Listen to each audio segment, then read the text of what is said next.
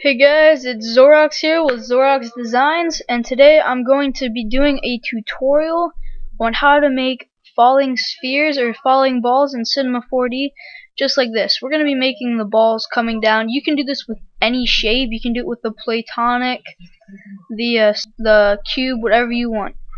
So this is how we're going to do this here. So the first thing we're going to need to do is create ourselves a floor. So let's go ahead and do that a while.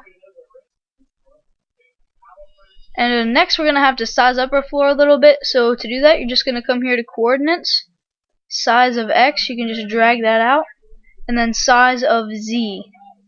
Just make it pretty big. Doesn't have to be perfect. Alright, so next we're going to add our shape you want. So you can use any shape here, just don't use like the figure and stuff. I mean, I guess you could, but just don't. I'm just going to be using the sphere for this tutorial. So yep, you can drag it up. Next you're going to need to change the size of it. I recommend a size around 50.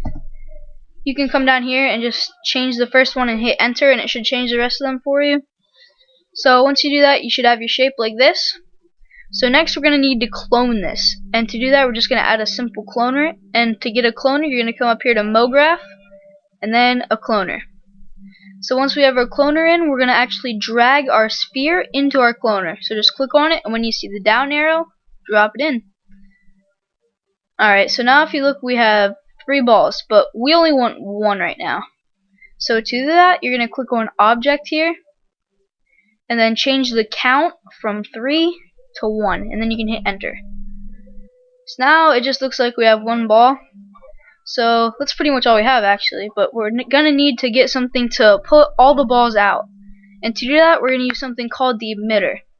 So if you're using R12 or R11, you have this right here where it says emitter, but if you're using the R13, I believe it is in somewhere up here. It'll say particles and then it's in emitter, so just look around for that if you're using R13.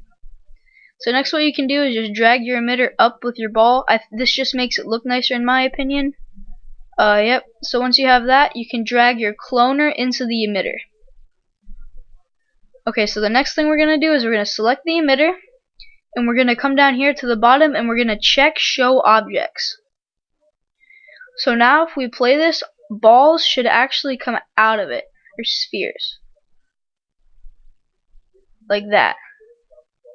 Okay, but we actually want them to fall on the floor and make it look cooler.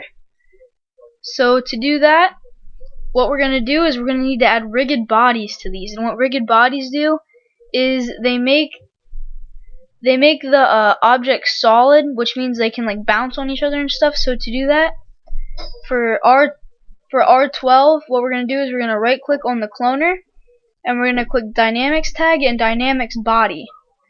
I know on Cinema 4D R11 it would be under MoGraph tags and then rigid body, and I know in R13 it's under simulation rigid body.